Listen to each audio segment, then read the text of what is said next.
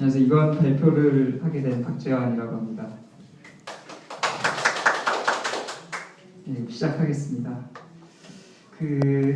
아시다시피 세월호 사건을 두고 정말 많은 이야기들이 오가고 있는데요. 그 대부분이 정치라던가 경제 혹은 사회 같은 거시적인 관점을 가진 이야기들이 많이 오고 가고 있어요.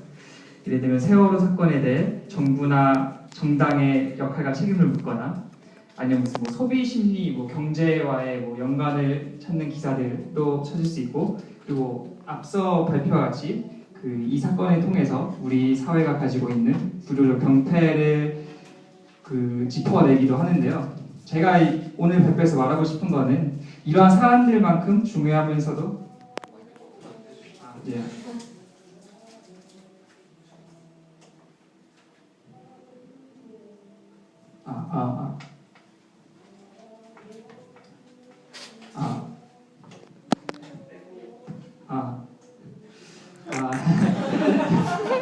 그리고 우리가 쉽게 이런 문제들에 비해 간과하고 있는 문제가 있어요. 바로 사람의 심리와 마음에 관한 문제인데요.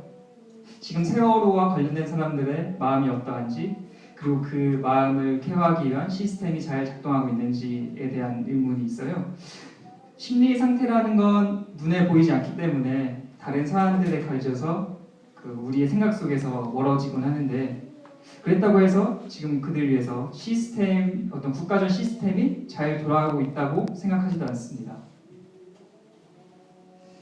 이게 그때 진도에서 어떤 심리적 케어를 했는지를 이게 어떤 현황을 밝혀주는 기사인데요.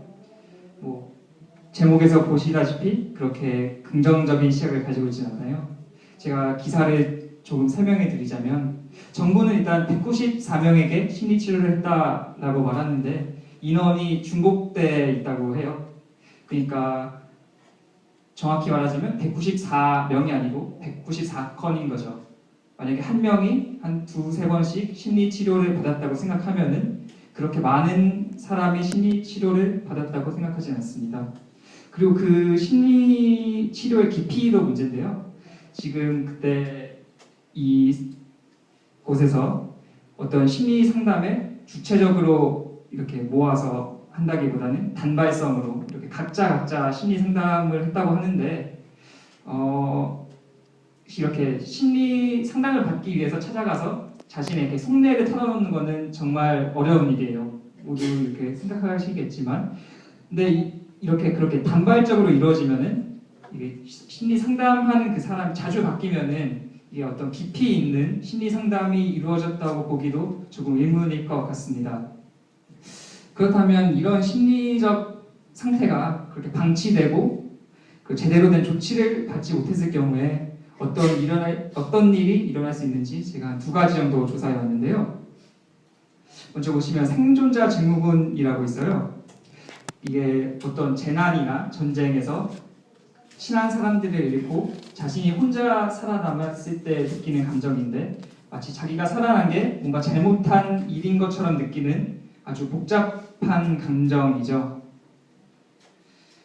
이건 이제 자책감이나 죄책감 혹은 대인 기피, 우울증 같은 그런 현상을 동반하는 걸로 알려져 있습니다. 대표적인 사례라고 할까, 사례가 이제 모두 알고 계시겠지만 세월호에서 구조하고 이게 단원고 교감이 죄책감에 못 이겨 자살한 일이 있었어요.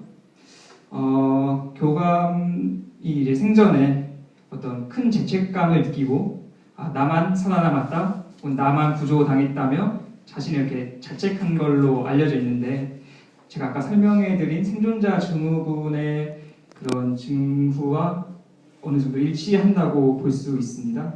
제 생각에는 아마 교감 선생님은 아무래도 다른 학생들을 책임지고 통솔해야 하는 입장이었기 때문에 그런 자책감 같은 걸 더 많이 느꼈던 것 같고, 결국 그게 이런 슬픈 결정으로 이어졌다고 볼 수도 있을 것 같습니다. 두 번째로 말씀드리고 싶은 건 PTSD, 외상 후 스트레스 장애라고 하죠. 제가 설명을 해드리려고 네이버 심리학 용어 사전에서 PTSD를 어떻게 정리하고 있는가 가져왔는데 심각한 외상을 보거나 직접 관련되거나 또는 들은 후에 불안 증상이 지속적으로 나타나는 것을 말한다. 이때 심각한 외상이란 죽음이나 신체적 손상을 초래하는 충격적인 사건을 의미하며 전쟁, 자연재앙, 사고, 폭력 등이다. 이 PTSD의 증상은 크게 세 가지로 나타나는데요. 첫 번째는 재경험한다고 해서 그 충격적인 사건을 꿈을 통해서 혹시 아니면은 나중에 이제 기억이 계속 난다거나 하는 식으로 재경험하게 되는데 일반 이게 정의와는 이게 크게 관련은 없는 것 같은데 그 제대하신 분들이 다시 입대하는 꿈을 꾸는 그런 경우도 지속성을 보이는 건 아니기 때문에 정확히는 말할 수 없지만 이게 어느 정도 그런 연관성이 있다고도 한번 생각해 볼 수 있을 것 같고요. 두 번째는 회피하는 거죠. 그 사건에 관련된 어떤 그런 기억을 불러일으킬 만한 사람, 상황 그런 걸 이제 회피하게 되는데 이게 좀 심해지면 나중에 이제 아예 자신의 감정을 억누르거나 사람 아예 대인 기피가 나타나기도 합니다. 세 번째는 과각성이라고 해서 이게 계속 일상생활에서도 각성되어 있는 상태가 나타나는 거예요. 그래서 쉽게 예민해지고 쉽게 화를 내고 이게 전혀 위험한 상황이 아님에도 쉽게 흥분하는 등의 이런 그 증상이 나타나는데 보시다시피 이게 지금은 이제 특히 군인들한테 많이 일어나는 증상으로 사회에 많이 알려져 있는데요. 이 정의를 보시게 되면은 꼭 전쟁뿐만 아니라 다른 커다란 일, 자연재앙, 사고 등에서도 일어날 수 있는데 이런 면을 보면은 지금 세월호에서 생존자들도 이런 PTSD의 위험에 노출되어 있다고 볼 수 있을 것 같습니다. 그리고 아까 말했던 그 생존자 증후군도 한 달 이상 그렇게 지속적으로 계속 증상이 나타나게 되면 그것도 PTSD로 분류가 됩니다.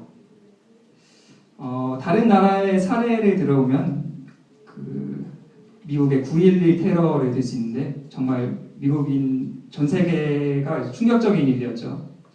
그래서 보면 2008년에 뉴욕 보건부에서 발행한 보고서에 의하면 미국인 중에 약 7만 명 정도가 이 9.11 사건으로 인해 PTSD의 증상을 보이고 있는 걸로 조사를 했습니다. 그렇다면 우리가 이제 어떻게 해야 이런 재난이 일어났을 때 심리적 문제를 어떻게 다뤄야 할까요? 제가 찾아봤는데 국내에는 이런 아직 PTSD라든가 정신적 문제에 대한 문제의식이 그렇게 많지 않았고 그리고 거기서 비롯된 시행착오도 그렇게 많지 않아서 제가 국내 사례로는 이렇게 뚜렷한 답을 찾을 수가 없었어요. 그래서 다른 나라는 어떻게 이런 정신적인 문제를 다루고 있나 간단하게 조사해봤습니다. 먼저 보시면 미국은 전쟁이 많았죠.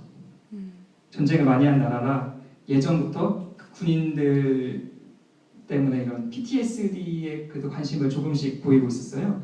그래서 베트남 전쟁 이후에 국립 PTSD 센터를 건립해서 이런 PTSD에 대한 지원을 시작했는데 아까 말했다시피 9.11 테러 이후에 이때가 아마 미국 사회에서도 PTSD가 널리 이렇게 알려지는 어떤 계기가 되는 사건이 9.11 사건이거든요.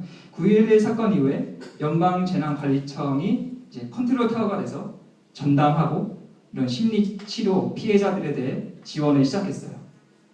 그리고 일본은 반면 이제 전쟁이라기보다 이제 자연재해가 많이 일어난 나라죠. 특히 지진이 많이 일어났는데 일본은 이제 고베 대지진 이후에 그 1년 한 6개월 정도의 이제 연구를 통해서 재해 시 정신보건, 의료활동, 가이드라인이라는 걸 발표하고 국가에서 이제 지원을 해주기 시작합니다. 보시게 되면은 사실 일본이나 미국도 처음부터 이렇게 다 준비되어 있던 게 아니에요. 어떤 사건을 겪은 후에야 이제 어떤 매뉴얼을 준비하고 심리 지원을 하기 시작했는데 이게 어떻게 보면은 소 잃고 외양간 고치는 게 아니냐라는 식으로 생각할 수도 있어요. 어쨌든 그 나라들도 이제 사건을 겪은 후에야 부랴부랴 만든 거니까. 하지만 우리 사회를 생각해 보면은 우리가 지금 그 외양간이라도 제대로 고치고 있는가에 대한 의문이 드는데요. 우리에게도 사실 큰 사건들이 많았어요. 삼풍 백화점 붕괴라던가 아니면 대구 지하철 참사 같은 우리에게 커다란 상처를 준 사고들이 많았는데 그 이후에 어떤 정신 건강을 위한 관심을 갖는다거나 시스템을 만들기 위한 노력을 했다는 건 그렇게 많이 했다고는 보이지 않습니다. 그러니까 한마디로 소도 잃고 외양간도 고치지 않은 거죠. 지금 우리에게 필요한 건 이제 제가 생각하기에는 한 두 가지 정도 생각해왔는데 먼저 이제 데이터를 축적하는 거예요.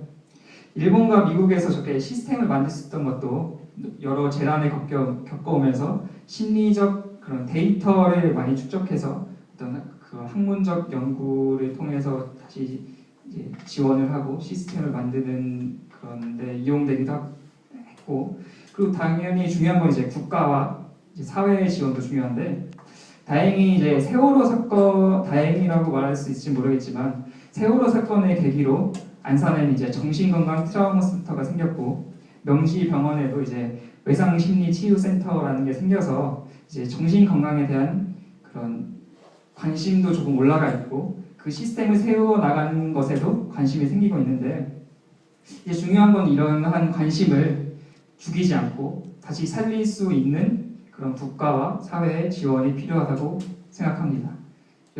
여기서 발표를 마치겠습니다.